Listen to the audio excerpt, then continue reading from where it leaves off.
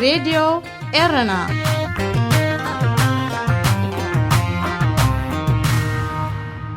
زخبر سلامتنا تقبلوا أبستفل عليكم عاد علم كوينكم نمدبات راديو إيرنا اتكتاتلو زخبركم سمعتنا نايلوم ربع إسران 4 حدار كل تشحن إسران حدن فنوار راديو إيرنا كموترب زينا يجمر فلما أرستاتو هاجراوي دحنة تصدتان صومال أب قتلت نايتان أب إيرتران يستلقوا تهدرا السندات نيرواز تبهلت أبالو إيدكم زين برو تقليتو قدم منيستر أبي أحمد نزكير زلو كينات بأكل نمراح نبقد مجنبار كم زخدة تقليتو فليت الأختي حبرة أوروبا أب قرن أفريقيا بزعبا كنتات تزوبا بزملكات مستبسلت أنقبتي سعود عربن إمارات زتيا هذه إذاعة إيرنا هنا إذاعة إيرنا الدولية. أنا توزينا هاجراو دحنة تصدتان صومال أب قتلت نايتان أب إيرتران يستلقوا تهدرات سندات نيرواز تبهلت أبال سليا إيدكم زين برو نتو قداي كتمرمرن كتتصارن صنحت كوميتي أرقاقيتا بقدماي منيستر حسن روبلا زقمت منيسترات مكلخلن وشت أو قدياتن تقلالي حلقة ستاف سراويت كومو دما أمباسادر صومالا بإثيوبيا زلوا كوميتي نأورح كتكايدو أب صنحت متصراي حلاف هاجراو دحنة تصدتان ياسين فراين مكتلون أب قتلت أبال سليا إكران تحليل إيدكم زين بروم أب سالستزي أب زرق حتو تبتاب تقيسا والإسران 4 عامات أبال سليا إكران تحليل فراح كإلا مربب تكنولوجي خوينا كاب 26 سنة حيزا مننتهم زي تفلتو سبات تجويا دحر مصناح أورح مسكرم تقتيلات رخيبة أفلما قتلت زاكاب كل تشحن 10 شعاتنات حيزا أبال سليا صومال زغنت من السي الشباب كم تفتموكوا أنت تقلت دحيرو قنا مستناب إيرتراس تلقوا تهدرا صومال استحاز مستيرات تفلت يا تباهيلا بهاجراوي دحنة تنسأتان تهاجر كم استقنصلتيو تملكيتو بسنكز قداي زدما أب موقع قداماي منيستر حسن روبلن بريزيدنت محمد فارماجون كبيد مفتقات تفتيرو صانيحو قداماي منيستر إثيوبيا أبي أحمد نزكير زلو كينات بأكل نمرحن مسوقتن مخفالن ناب قدما جنبار كم سغدا تقليتو نسغل من ناب قدما جنبار مخادو أبزم حلالفو ملأختي إثيوبيا أنصلالين زلو فتن حدقنيان كونتات نمتحنا مسوقت مخفال نبزحت تتعودو كينات بموفار نتوقع بأكل كمرحو 5 سنة قليتو حيالو سبسلطان نايت بسلف بلصقنا زمراح منغستن حلفتي كللاتن أسر قداماي منيستر أبي أحمد بمصعب ناب قدما جنبار نمسلاف كم استبقسو يقلصلو نايدر وتهدراتن أزستن زنبرون ناب جنبارات نموفار دلوات كم زلو منغستوان معكنا زينا أقاليحن أبي أحمد سبسلطاناتون بأكل ناب قدما جنبار كنوفرينا نابلو بميدياتات زغلصو زلو حيلتات تግራይ وتهدراو قسقاسيتاتهم نهار وسيخو ندبر سينا بمقصار ناب كباب دبر برهاني مرشو خم زلو أب زغلصلو زلو وانيو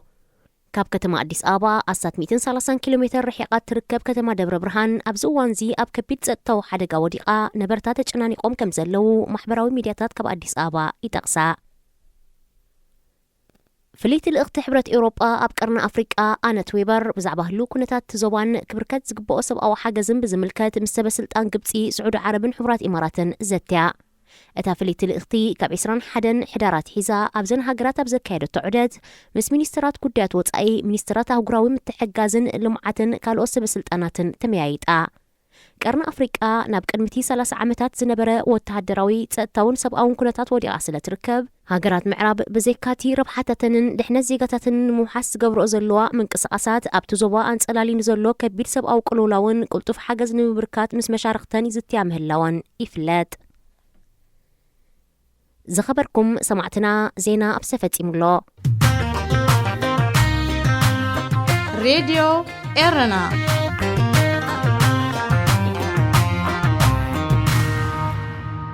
دقماي سلامتنا تقبلوا كبرات سمعتنا كابز قتلوا بعوت أرقاي زدالو أفريقيا أبسو موزيكا أربالكم سنة مكتال راديو إيرنا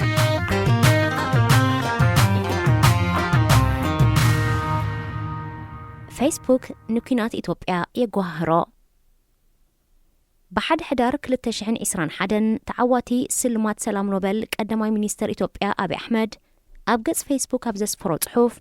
إثيوبيا أي تعنونا فحفحي تبلنا نأفريقيا أبنت كتكونيا بمبال كل زيغا زعادة قاعدعو تلعلو بمختات نتسلاقي يقبر رخبل توعو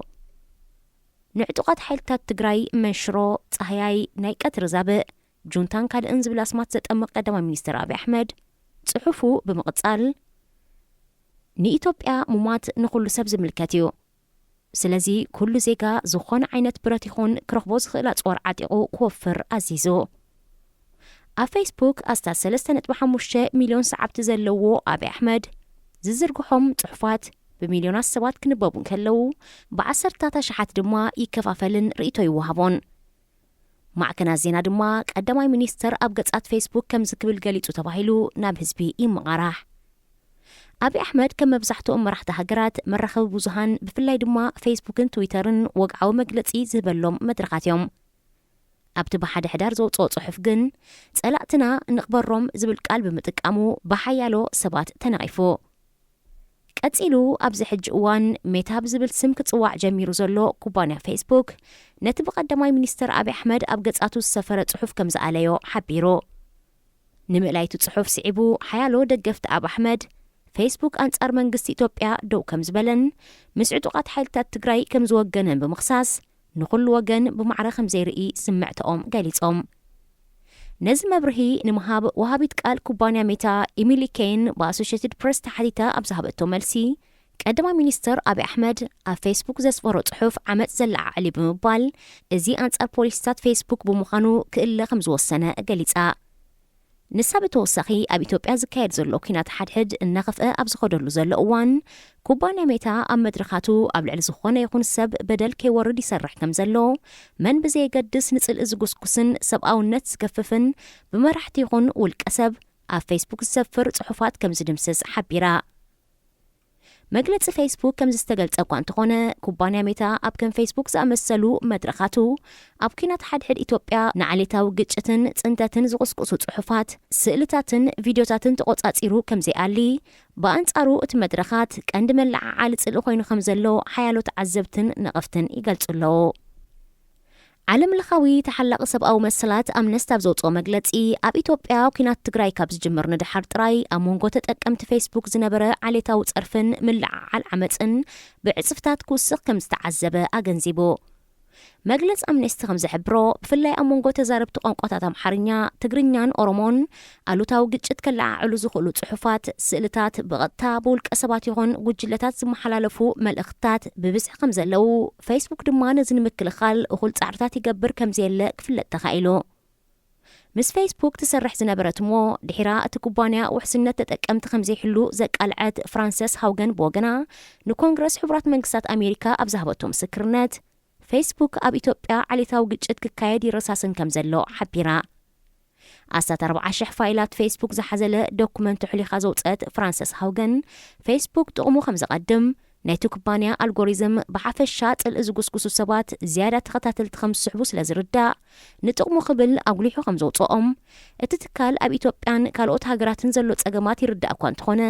ንምፍትሑ ዝኾነ ስጉምቲ ከም ዘይወሰደ ገሊጻ። ኣስታት 1.8 ቢልዮን ተጠቀምቲ ዘለዎ ፌስቡክ ኣቐዲሙ ዝያዳ ቃልቦ ሂቡ ክመምዮን ክቆጻጸሮን ዝጸንሐ ነቲ ብቋንቋ እንግሊዝ ዝግበር መልእኽታት እዩ ነይሩ። ኣብዚ ሕጂ እዋን ድማ 70 ቋንቋታት ዝመምዩ ኣስታት 40,000 ሰባት ቆጺሩ ይሰርሕ ከም ዘሎ እቲ ትካል ይገልጽ። ንኢትዮጵያ ብዝምልከት ወሃቢት ቃል ሜታ ንሲኤንኤን ኣብ ዝሃበቶ መግለጺ ኣብ ዝሓለፈ 2 ዓመታት ንቋንቋታት ኣምሓርኛ፣ ኦሮሞ፣ ሶማልን ትግርኛን ዝቆጻጸሩ ዝያዳ ሰራሕተኛታት ብምቁጻር ይሰርሕ ከም ዘሎ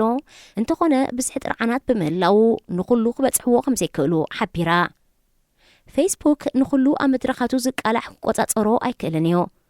ዘሎ ጸገማት ንምቅላል ምስ ዘይመንግስታውያን ውድባትን ትካላትን ብምትሕብባር ክሰርሕ ዝፍትን። ንኣብነት ኣብ ኢትዮጵያ ምስ ፔሳቸክ ዝበሃል ሓቅነት ዘረጋግጽ ትካል ይሰርሕ ኣሎ። እንተኾነ እቲ ትካል 5 ሰባት ጥራይ ዝሓቆፈ ኣብ ልዕሊ ምዃኑ ንቋንቋ ኣምሓርኛ ጥራይ ዝመሚ ናይ ኮምፒተር ፕሮግራም ስለ ዘለዎ ኣድማዕ ኣይኮነን። ኣብ ፌስቡክ ዝቃላሕ መደባት ዝበዝሕ ብናይ ኮምፒተር ፕሮግራም እዩ ዝእለ። እቲ ፕሮግራም ዘይብለን ቋንቋታት ድማ ሰብ ጥርዓን ምስ ገበረዩ ናብ ኣቓልቦ መመይቲ ዝመጽእ። ኣቓልቦ ክረክብ ጥርዓን ዝቐረበሉ ጽሑፋት ይኹን ስእልታት ከምኡውን ናይ ቀጥታ መደባት ናብ መመይቲ ድሕሪ ምምጽኡ እቶም መመይቲ ትሕዝትኡ ሪኦም ጎዳኢ ኮይኑ ምስ ዝረኽብዎ ካብ ፌስቡክ ይኣሊዎ። ካብ ፌስቡክ ዝእለን ዘይእለን ዝመምዩ ሰባት بعين تጠቀምቲ بጥርጣረ ክራዩ ስለ ዝኽእሉ እቲ ትካል መንነቶም ካብ ምቅላሕ ይቁጠብዮ ብፍላይ ኢትዮጵያ ዝኣመሰላ ብደገፍቲ ወገነይ ወገንካ ዝተመቃቀለት ሃገር ኣብ ፌስቡክ መማይ ኮይንካ ምስራሕ ኣዝዩ ሓደገኛዮ ፌስቡክ ኣብ ኢትዮጵያ ብዝገበሮ መርምራ ዛጊቶም ብብስሕ ሓደገኛታት ኮይኖም ተረኺቦም ዘለው ብፋኖ ዝፍለጥ ዕጡቕ ጉጅለ ዝጥቀመሎም ገጻትን ኣብ ወጻኢ ሃገር ዝቕመጡ ተዛረብቲ ቋንቋ ኦሮሞን ኮይኖም ሓያሎ ገጻትን ተጠቀምቲ ሰባትን ድማ ካብ ምጥቃም ተኣጊዶም ኣለው ሓላፊት ማዕከን ተራድኦ ሕብራት መንግስታት ኣሜሪካ USAID ሳማንታ ፓወር ኣብ ኢትዮጵያ ኣብ መንጎ ብሄራት ምልዓል ዓመፅ ክህሉ ዝደፋፍኡ ውልቀ ሰባት ጥራይ ዘይኮኑ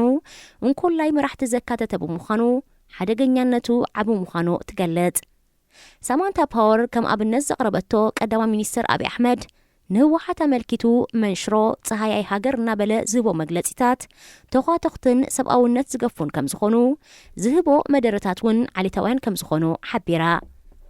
ፍሊቲ ኣማኻሪት ጽንተት ዓሌት ውድብ ሕብራት ሃገራት ኣሊስ ደሪቱ ብወገና አብይ አሕመድ ዝጥቀመሎም ሓደገኛታት ቃላት ብደገፍቱ ኣብ ማሕበራዊ መራኸቢታት ከም ዝድገሙ እዚ ድማ ብሄራዊ ግጭት ኣብ ምልዓል ነዳዲ ተፍቕ ከም ዘሎ ኣጠንቂቓ ኣብ ኢትዮጵያ ዝካየድ ዘሎ ኩናት ሓድሕድ ካብ ዝጅምር ንድሓር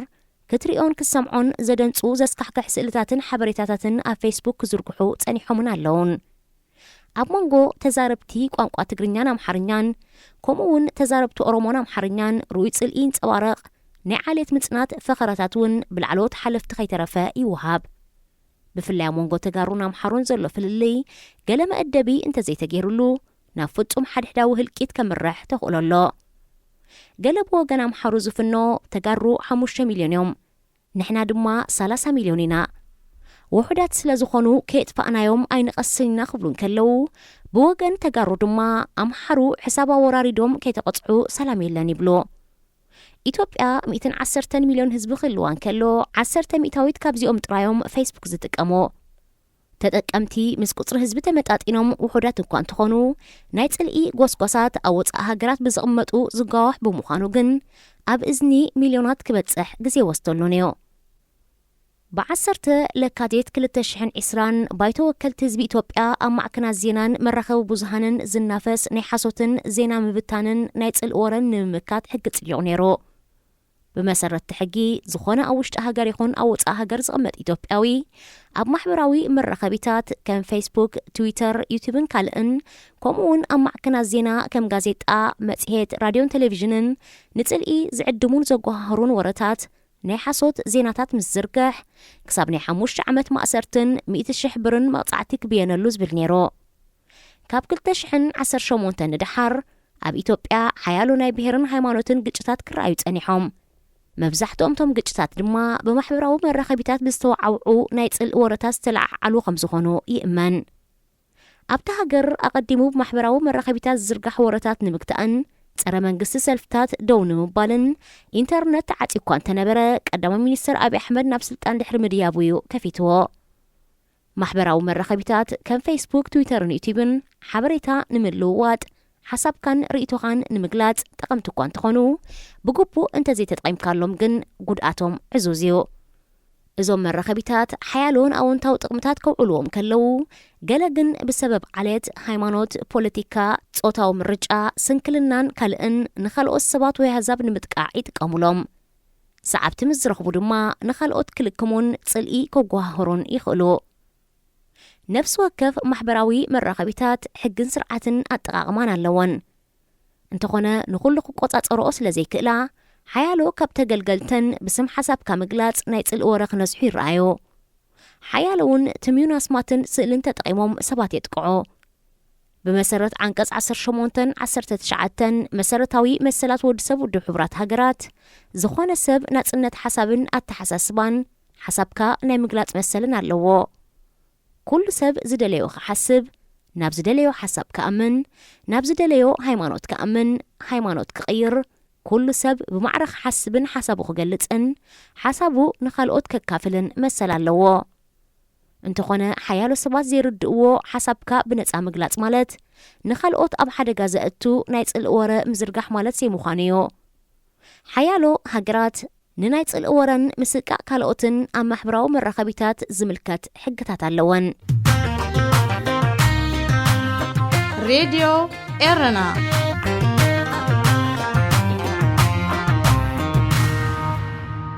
كورال ريف قيح بحري مزاء تسفى كورالات علم موقت علم እናወሰኸ ኣብ ዝመጸሉ ዘሎ እዋን ካብ 70 ክሳብ 90 ሚእታዊት ኣብ መላእ ዓለም ዘለዉ ኮራላት ኣብ ዝመጽእ 50 ዓመት ኣዝዩ ከቢድ ዕንወት ከይወርዶም ወይ ፈጺሞም ከይጸንቱ ስጋት ኣሎ። ኣብ ቀይሕ ባሕሪ ዝርከቡ ኮራላት ግን ኣብ ሙቐት ዝርከቡን ሙቐት ዝጻወሩን ብምዃኖም ካብ ኣብ ካልእ ዓለም ዝርከቡ ፍሉያት እዮም። ቀይሕ ባሕሪ ዝኾነ ዓበይቲ ወሓይ ዘይፈሶ ኣብ ልዕሊ ምዃኑ ብሰንኪ ፀሓይ ብዙሕ ናይ ምፍፋፍ መስርሕ ዘካይድ ባሕሪ እዩ። እዚ ናይ ምፍፋፍ መስርሕ ድማ ኣዝዩ ጨዋም ከም ዝኸውን ይገብሮ። በዚ ምኽንያት እቶም ኣብ ከርሱ ዝርከቡ ኮራላት ንጨዋምነቱ ዝጻወሩ ክኾኑ ኪሎም ኣለዎ። ምጽዋር ሙቐትን ጨዋምነትን ስርዓተ ማሕድሮ ማለት ኤኮሲስተም ኮራላት ቀይሕ ባሕሪ ንሳብ ካልእ ቦታታት ዓለም ዘለዉ ኮራላት ክወዳደር እንከሎ ብሕጂ ንሓያሉ ዓመታት ክጸንሑ ከም ዝኽእሉ ተመራመርቲ ይሕብሩ። ኣብ ካልእ ቦታታት ዘለዉ ኮራላት ብሰንኪ ሙቐት ዘስዕቦ ምቅያር እንተጸኒቶም ንቐጻልነቶም ኣብ ቀይሕ ባሕሪ ዝርከቡ ኮራላት ውሕስነት ክኾኑ እዮም ዝብል ግምት ተመራመርቲ ስነ ፍልጠት ኣሎ። እዚ ማለት ኣብ ካልእ ቦታታት ዘለዉ ኮራላት ምስ ዝጸንቱ ካብ ቀይሕ ባሕሪ ተወሲዱ ብዝራባሕ ክትክኡ ተስፋ ተነቢሩሎ። ነዚ ተግባራዊ ንምትግባርን ኮራላት ቀይሕ ባሕሪ ብቐረባ ንምጽናዕን ኣብ ከተማታት ጀኔቫን ሉዛንን ስዊዘርላንድ ዝመደበሮም ተመራመርቲ ስነ ፍልጠት ባሕሪ ንዝመጽእ 4 ዓመት ኣብ ቀይሕ ባሕሪ ናይ መጽናዕቲ ማእከል መርከብ ብምንስፋፍ ስርሖም ጀሚሮም ኣለዉ። እቶም ተመራመርቲ ብቐዳምነት ኮራላት ቀይሕ ባሕሪ ተዓቂቦም ዝቕፍልሉ መንገዲ ቀጺሎም ድማ ናይ ሙቐትን ጨዋምነትን ተጻዋርነቶም ክጽናዕ እዩ። ኣብ ቀጻሊ ሙቐት ዓለም እናበርትዐ ኣብ ዝመጸሉ ድማ ናብ ካልእ ቦታታት ብምውሳድ ዝራብሕሉ መንገዲ ምንዳይ ከም ዝኾነ እቶም ተመራመርቲ ገሊጾም። እቶም ተመራመርቲ ኮራላት ቀይሕ ባሕሪ ወላውን ኣብቲ ምዋቕ ወቕቲ ብዘይ ዝኾነ ጸገም ቀጻልነቶም ከም ዘረጋገጹ ኣብ ካልእ ክፋላት ዓለም ብፍላይ ድማ ኣብ ኣውስትራልያ ግን ኮራላት ጻዕድዮም ሕብሮም ክስእኑን ቀጻልነቶም ዘረጋግጹ ደቀቕቲ ህዋሳት ክሞቱን ከም ዝተዓዘቡ ሓቢሮም። ኮራል ሪፍ ወይ ድማ ኣብ መዝገበ ቃላት ትግርኛ ሰፊሩ ከም ዘሎ መርጀን ኣብ ባይታ ባሕሪ ብዓስከርን ካልሲዩም ካርቦኔት ደቀቕቲ ህዋሳትን ዝንደቕ ንኽስራሕ 10 ኣሽሓት ዓመታት ዝወስድ ዝተፈላለየ ዓቐን ሕብርን ቅርጽን ዝውንን ተሪር ባእታ እዩ። እዚ ተሪር ባእታ ዝተፈላለዩ ደቀቕቲ ፍጥረታትን ንዕኦም ዝምገቡ ዓሳታትን ዘዕቁብን ንኽስስኑ ዝሕግዝን መስፈሪ ኮይኑ ኣብ ስርዓተ ማሕድሮ ማለት ኤኮሲስተም ፍጥረታት ባሕርን ምርጋጽ ቀጻልነቶምን ዓቢ ተራ ይጻወት። ቀይሕ ባሕሪ ብ7 ሃገራት ማለት ኤርትራ፣ ሱዳን፣ ግብጺ፣ ጅቡቲ፣ የመንን ስዑድ ዓረብን ዝተኸበበ ኮይኑ እስራኤልን ዮርዳኖስን ብኣዝዩ ንኡስ ክፋል ይዳወብኦ። ኮራላት ቀይሕ ባሕሪ ከይበርሱ ዝሓገዘ ብተወሳኺ ዘካብኦ ሃገራት ሓውሲ ምድረ በዳን ምውቃትን ስለ ዝኾና ደቂ ሰባት ዝቕመጥወን ኣብ ግማግም ንብከላ ዝዕድማ ዓበይቲ ከተማታት ብዘይምህላውን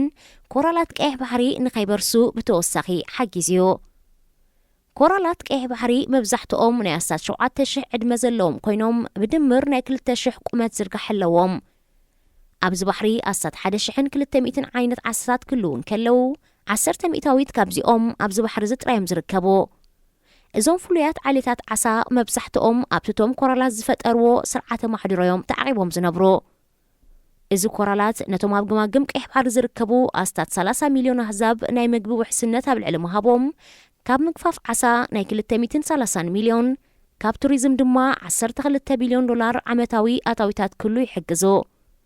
ካብዚ ብመንገዲ ቱሪዝም ዝያዳ እትኸስበሉ ሃገር ድማ ግብጽ እያ።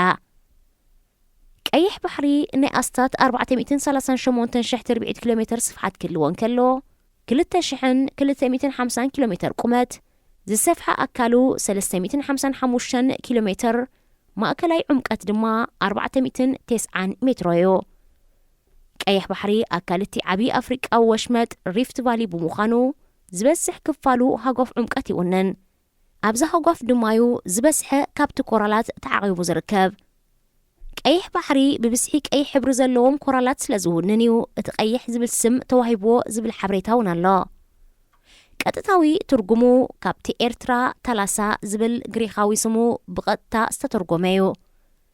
ኤርትራ ዝብል ስም ንባዕሉ ካብ ቀይሕ ዝብል ናይ ግሪክ ትርጉም ዝመጸ ኮይኑ ኣብ ሓደ እዋን ቀይሕ ባሕሪ ባሕሪ ኤርትራ ተባሂሉ እውን ይጽዋዕ ነይሩ። ሽም ሃገር ኤርትራ እውን ምስቲ ባሕሪ ብምትሓዝ ተዋህበ እዩ። እቲ ባሕሪ ኣብ ቅዱሳት መጻሕፍቲ ባሕሪ ኤርትራ ተባሂሉ ተጠቂሱ ዘሎ ኣብ ታሪኽ ቀይሕ ባሕሪ ዝጠንተወ ሰነድ ታሪኽ ኣብ ናይ ግብፃውያን ፈርዖናውያን ኣብ መናድቕ ተወቂሩ ዝሰፈረ ኮይኑ ፈርዖናውያን ኣብ 2500 ቅድሚ ልደተ ክርስቶስ ብመንገዲ እቲ ባሕሪ ምስ ግዝኣት ፑንት ንግዲ ገብሩ ከም ዝነበሩ ይሕብር ኤርትራ ኣብ ቀይሕ ባሕሪ ኣስታት 1347 ኪሎ ሜትር ገማግም ባሕርን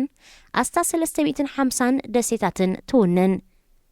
سعود عرب سودان جبتي إرترا يمن جبوتن ببترأن زسفح خفال كأيح بحري يوننا كأدم حجي أبز مدب تقليتو 5 نبرة أب كأيح بحري ببهرة عقيبو تسنحة كورالات أب مونغو إسرائيل حبرات إمارات عربن بمونغو تبحر زحلف نين رادة تبوتات كزرقا حبس معبم بتسحو أب حدقا كياتو تسجيو الله تبوتات شامبوكو زم حلالف ندادي كالحوق سلازغقل ኣብ ልዕሊ ኮራላትን ኣብኡ ዝነብሩ ፍጡራትን ዓሳታትን ኣብ ሓደጋ ከእትዎም ከም ዝኾነ ተጣበቕቲ ምሕላዋ ከባቢ እስራኤል የጠንቅቑ ሬድዮ ኤረና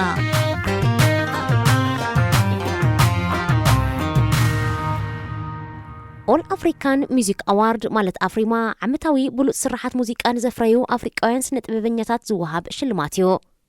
እዝን አፍሪካዊ ባህልን ውርሻን ንምትባዕ بمتحبار حبرت أفريقيا زوهاب شلمات كاب كل 2014 ناتحيزو أب موسيقى فولي كالات بلوز طبابن مهازنة زرعيو كعدال تانيحو حدا كاب زوم ناس شلمات كعواتو زخالو زيادة بيوناس مايناس زفلت إرتراوي يوناس محرت أب كوين الله شلمات أفريما كاب زببز كاب دمتن كيلاتات بحلن موسيقى بزهبو فردن يوناس مايناس أب مدب أفريقيا وبحلي عميدا بستسميت كوميداويت موسيقايو كعوات كيلو أبتو وددر ويسكيد زتبهالة نيجيرياوي سلسة استفلالي شلمات بمعوات أبتنا شلمات سنسرعات دمي غمسيو ويسكيد زبالت نايز عمد أرتيست زبالت درفي إسنشال بستوهالة درف دما زبالت مسكال متحوار زبلو شلماتات تعويتو تطعمو مس راديو رنا ኣብዚ መደብ እዚ ንማሕበራዊ ህይወት ዘንጸባርቑ ጽሑፋት ግጥምታት ድርሰታትን ዋዛታትን ዝቐርቡ ኮይኖም ኣብ ህይወት ንዘጋጥሙ ጸገማትን ኣፈታትሖምን ኣመለኻኽታና መዓልታዊ ህይወትና ተዘክሮታት ንእስነትን ካልእ ንኣጠማምታና ውልቃዊ ህይወትና እናንጸባረቐ ዘዘናግዕን ምኽርታት ዝልግስን መደብ እዩ ተጥዕሙ ምስ ሬድዮ ኤረና سلام كمي تغني فتوح تغاتلت مدب تطعم سريديرنا زيتو الربع صغربلكم مدب تطعميو نلمون كم تلمود نعخم يخوبني زبن لا يتحس تدالينا أب مدب ساعتنا ترغبنا لنا كساف تسامي مدبنا مسانا حبيركم بخبر خص أنحزو دماكم أدالونا أقرب المدب تسفيت يوهانسي سناي مكتتال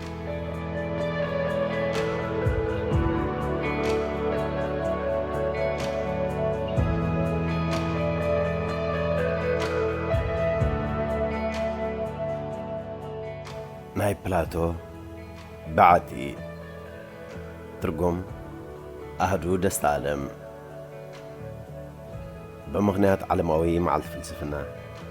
نتاب تاريخ معراب أو فلسفنا الزياوريت زغنت بلاتو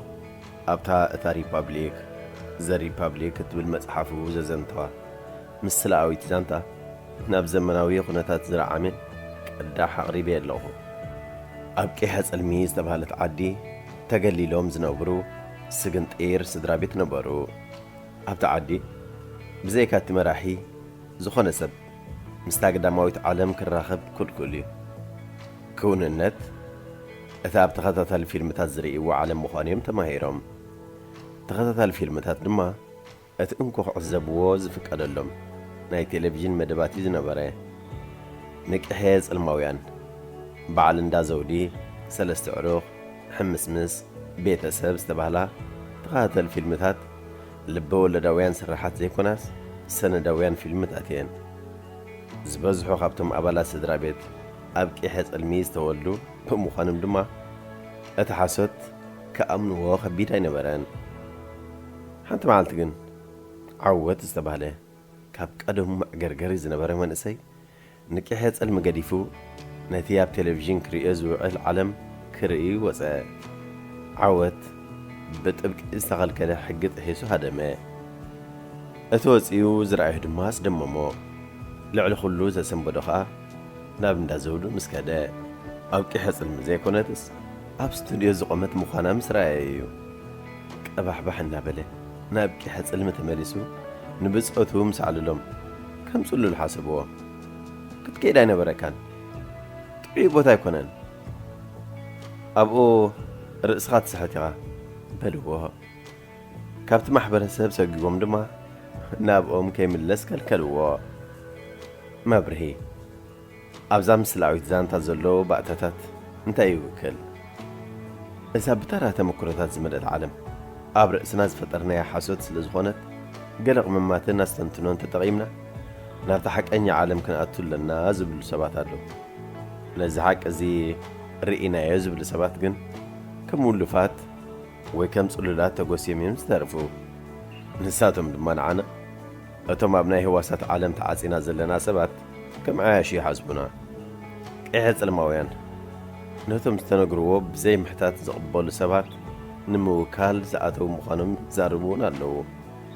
زوم سبات زيوم ناتي هو تقربوا لهم نقرات كم زلوا يمزقبلوا قالوا قالوا تغاتل فيلمتات نايب حق إيلو ما يأمنون يخونوا ناتي هاب غازيطات الزنبوو يخون أب تلفزيون زعزبوو جن كيكو مسعوي وحطوا نزانتاك إحس علمي أب حق أني علامات هنا دما نزارب الله ننبسنا بمندقنا حصر اللقوانات وحد كاو نخالي نعن كل تمكرنا جن برغاء زبالة من قدتات نحاصرينا حنت غازيطات رايتن بمنتقينك نمتن بالحاقة بزي نحس من قدي تديرو تولقا مساخي مس السماع سبات راي بزعبا بوليتيكات الذاتي انتهى اللي خي أبتاني اشتو عالمكي كالا حصور تهانت الله مالتيو نعلم بناي كالا سبات عم تاخت رئيس زي مفتان كينيت بعل هذا هنسكها متشوتي تمسلكها نيشتو عالم كايك وعمتينيت بلا الله مالتيو زخبر خفال نايزا زانتا ناتيا بوشت نازر كبعوت مالي لا يزقون همون قوتم تقولوا لحسابات زلوهم هو تاتيان قوتم نحنا زير أنا يو حق إني ملاهي وتزرقوا سباتم زلو فللي بغمين فلتو نقول لهم توم حبوء حق تاتي وترخيبنا يوزو سبات كن أمناي نخدمنا مغنياتو كلهم استقراجوا حسابات لزمصو كلهم ونعات كخونوا يكولنهم نقول لهم قلت إفنان تنسيقنا يمدما كم دعايشوك إحس الموين نقول نتقد إفنان حاسوت هيوت مقبلا لنا مالتي منشي آزرتوتوس إكسبيرمنتس جوليان باغيني ترجم أحد دست عالم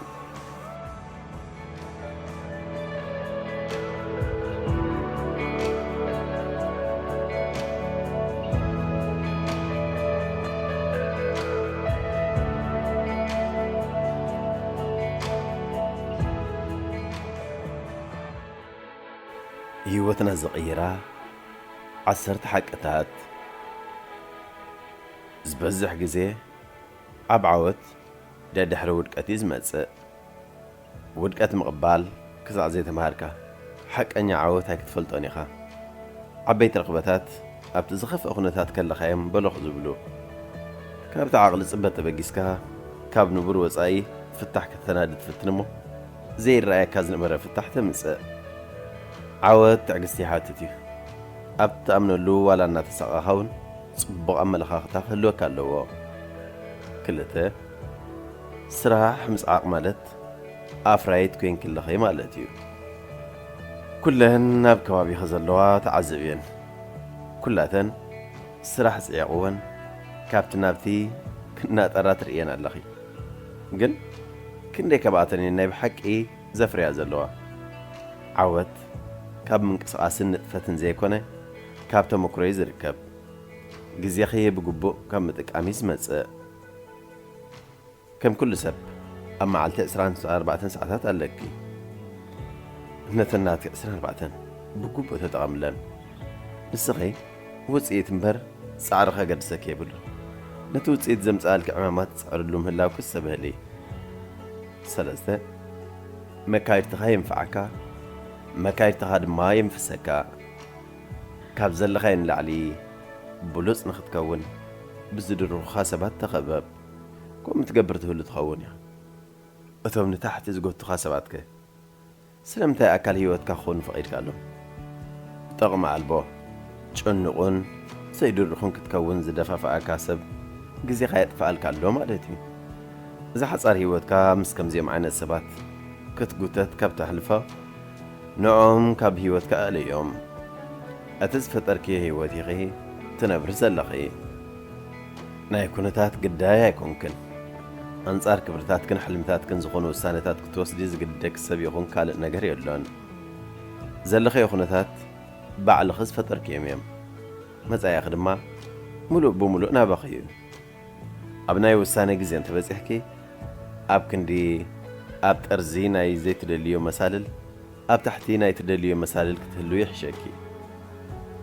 حموشة قدامي من جد عسى فرحيو كبرت وسانتات نمو وسانة تفرح اتزغف أخقات مكاز خقل انتايو كقتلك أخي خقلدي إلوك حتى تنسمعنا تخونا قنا اتزغف أنقر موتا يكونا اتزغف أنقر بهوة النهار نفسها بوش تموت مفقاديو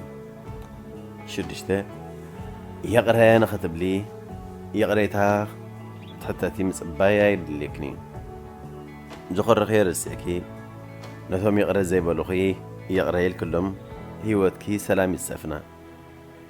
مسكورة استحا حازال لتاو سمعتات هب سبنتنا ناي چنقات مسغاغريو تفتر چنقا دما مسلعول صاط دمن حمام لبن استحا حاز كبير طعنا وصقمات كختل خالي سلازي زلعلم او قداي ناي بدل تخي كاب تخوني بدلهم حدا قول لهم شوعته قبلو من بار هيوتكا قبلو مختنا برانت زيكيلكا مولو عقمها كتبت صحي تخقلني خا ستعاسكا نحلف كتلوت اي تخقلني خا استشغلكا تشغلكا دما نمصايا خا تلوت اي تخقلني خا كنت ماركت وين زبلو مش شغال زيت ودو عدام خفالي سلازي هيوتكا قبل من نختنبرا نحلف كان زي رجل صنتنا مسألة تقبل له شمانته واقعي كابوش تخ مسألة حاوسكن عقبتكن مسكالوت بمودار سمعك انت خينو مراحيت هيوتكي نسخيكم كل مالتي بزعبا خلوت بزعبا خزي حاسبوه محساب ملوء بملوء كتقد فيه خبيدو كانت غني حنت حق ذاكري بلكا كنت متى هنفأتي ويحما بفتس ما يفلطن يوم تشعته هيوت حت أريا صباح كم نهلوا رجاجي سنين فلتنا زخون السبب انت مويتو جن بزعبا هيوتنا عميق منها نحسب نجمر أتناي بحق يا قداس انت ايو جزينا من تاين حلفو نسبات بخمين قربهم سب مخسار ترير مذاكرتنا يكنتم نتيواتيو كم أخوون جن جاي قباني نجوه تبرابر كلها نفسه كف معلتي هي أب مخانة ننفس خزخا خرّا كم أنت جيركا نهي أبكا بستخ متن صبو جيركا تكمل لطف التنيخا عصرته لوت إيه زي ترفي حنقو فايل كتقبل يو نلوت أتقبلي أنت خيل كترايخي صباغ يزر رايكي لو تزفتروا عدلات تلليون كتكملون تدليخي كفو تأمرون كفو تلبن كلوا كلوا كم تالبرت أينشتاين صلى على مالت نحال النجار نادقاقمكا كالو تسيد مصبايو زبلو نسخد مان لوطي عشش لزبلكيو كي قاطمه يترفيو مالتها كونن نتصبو زخيد زلو مدايه هيوتكي ملوات وسلازي ترفو نحانسا دويل كستماقريو منشي دكتور ترافيس برادبيري كابويكتس ترخبه بأهدو دست ألم سترقم صحوف راديو إيرنا ناتا دمسي إرتراويان نسخة حياليها أب عالم تزبرت عوخينات وشت أوخيناتي وشت أوخينات كابدو جز بجز يكونس ካብ ውሽጢ ተበጊሱ ኣብ ውሽጢ ዝፍጸም ምዃኑ መን ይስሕቶ? ብዙሓት ሰባት ንውሽጣዊ ኹናት ክስዕርዎ ስለ ዘይከኣሉ ነብሰ ቅትለት ብምፍጻም ካብዚ ዓለም ተሰናቢቶም እዮም። ውሽጥኻ ብዘይትፈልጦ ስምዒትን ናትካ ብዘይኮነ ሓሳባትን እናወፅ ዓቕልኻ ጸበካ ንተስፋኻን ትዕግስትኻን ድማ ይፈታተኖ። ተስፋ ትቖርጽ ንምንታይ ስለምንታይ ዝብሉ ሕቶታት ምምላስ ይኣብይኻ። እንታይ ትገብር ኣለኻ? ንምንታይ ትነብር? ነብስኻ ጥፍእ ዝብሉ ሓሳባት ኣብ ርእስኻ ከበሮ ሓምሓም ይወቕዑ፣ ይባጭውልካ፣ ይስሕቁኻ። ኮታስ ከም ዘይትጠቅም ነግሩኻ። ከምዚ ዓይነት ስምዒት ንኹሉ ሰብ ስምዖ ኣይኮነን። ንዝበዝሑ ሰባት ግን የናውፆም ጥራይ ዘይኮነስ ነብሶም ከጥፉ ይፈታትኖም ኣሎ። ሓዊናተይ ጽባሕ ካል መዓልቲ ምዃኑ ዘክር። ህይወትካ ከምቲ ንስኻ ተሓስቦ ዘይኮነትስ ካብ ኣልማዝን ወርቅን ትኸብር መወዳድርቲ ዘይብላ ብልጽቲ እያ። ነዚኣ ብልጽትን ክብርትን ህይወትካ ጽቡቕ ዘይደልዩ ርኹሳት መናፍስቲ ሓሳባት እናደርበዩ ከም ዘይጠቅም ክገብርዋ ወይ ክነግርዋ ከለዉ ኣንጻር ናቶም ንህይወትካ ንገራ። ንሳ ኽብርቲ ምዃና ዝደልየቶን ተሓስቦን ክትፍጽም ትኽእል ብጸጋ ፈጣሪ ዝተኸለለት ግምጁት ይኽበላ። ሽዑ ውሽጣዊ ሰላምካ ክዘርጉ ናብ ውሽጥኻ ዝተኣጉደ ኹናት ብጽሞና ዝከታተሉ ዓወቶም ክጭቡጡ ተቓሪቦም ዝነበሩ ዝሓስብዎ እኮ እንት ምዃኑ ክበርሃሎሚ። ንስኻ ክቡር ፍጥረት ኢኻ። ኣብ ዓለም ከማኻን ንዓኻን ዝመስል የለን። በምስሊ ፈጣሪ ዝተፈጠርካ ጽቡቕን ግሩምን ምዃንካ ክበርሃልካ ኣለዎ። ንዓኻ ንስኻ ብዘይ ሓሰብካዮ ዓብ ስራሕ ንምስራሕ እዩ ፈጢሩካ። ንስኻ ልዕሊ መላእኽቲ ዘፍቅሮ ውላዱ ኢኻ።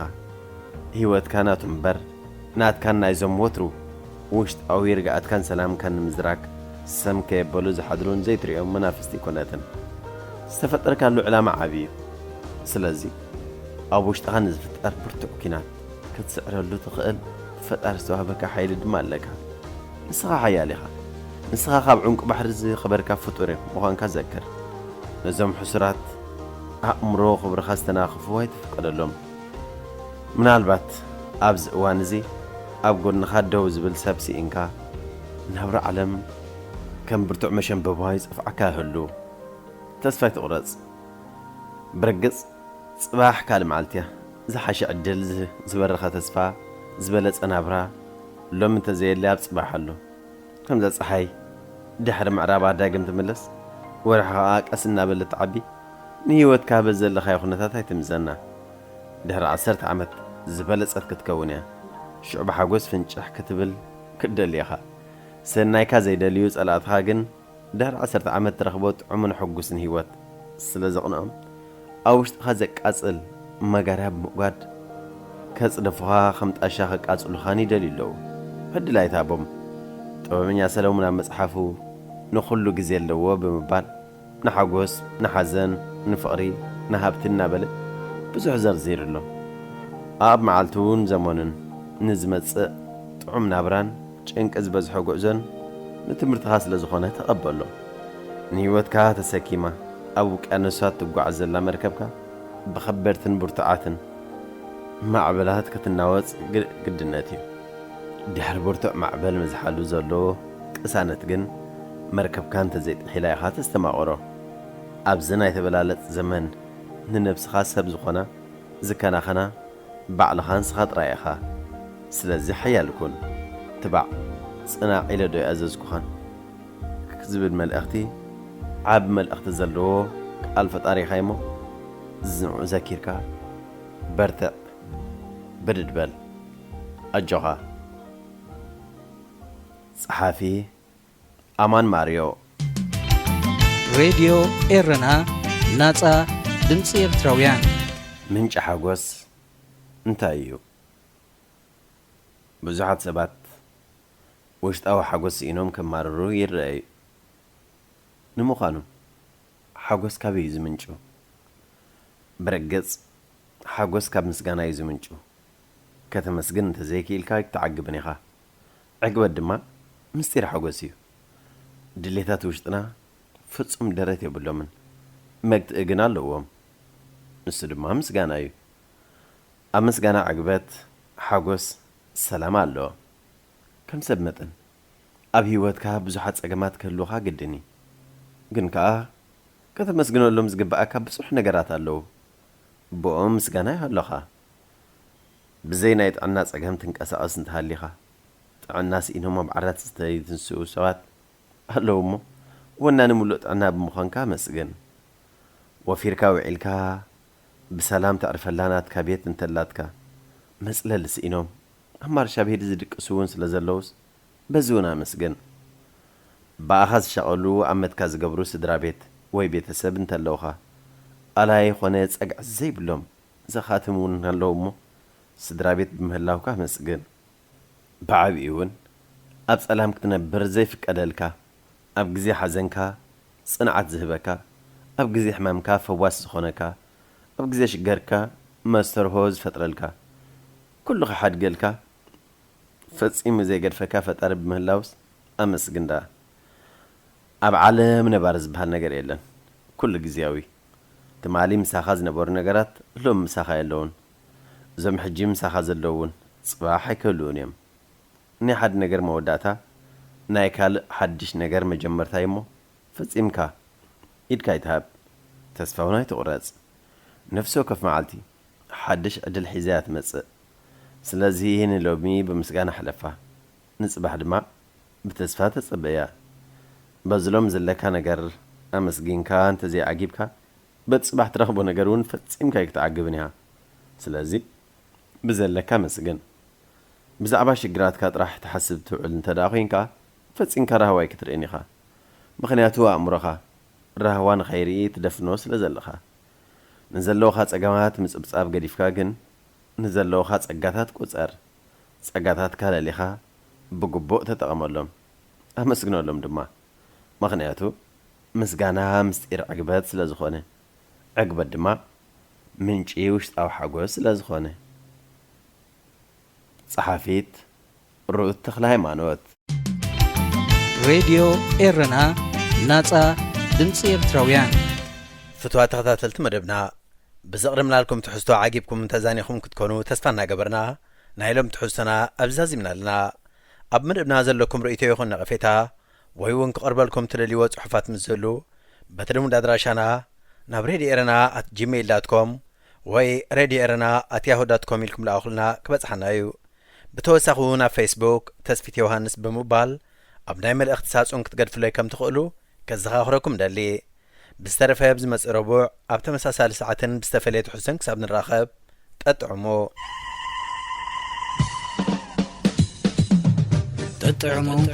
ምስ ሬድዮ ኤረና ኣብዚ መደብ እዚ ንማሕበራዊ ህይወት ዘንጸባርቑ ጽሑፋት ግጥምታት ድርሰታትን ዋዛታትን ዝቐርቡ ኮይኖም ኣብ ህይወት ንዘጋጥሙ ጸገማትን ኣፈታትሖምን ኣመለኻኽታና መዓልታዊ ህይወትና ተዘክሮታት ንእስነትን ካልእ ንኣጠማምታና ውልቃዊ ህይወትና እናንጸባረቐ ዘዘናግዕን ምኽርታት ዝልግስን መደብ እዩ ጠጥዕሙ ምስ ሬድዮ ኤረና ዝኸበርኩም ተኸታተልትና ነዚ ሰዓዚ ተዳልዩ ዝነበረ ሓፈሻዊ መደባት ሬድዮ ኤረና ብዝተፈጺሙሎ ሬድዮ ኤረና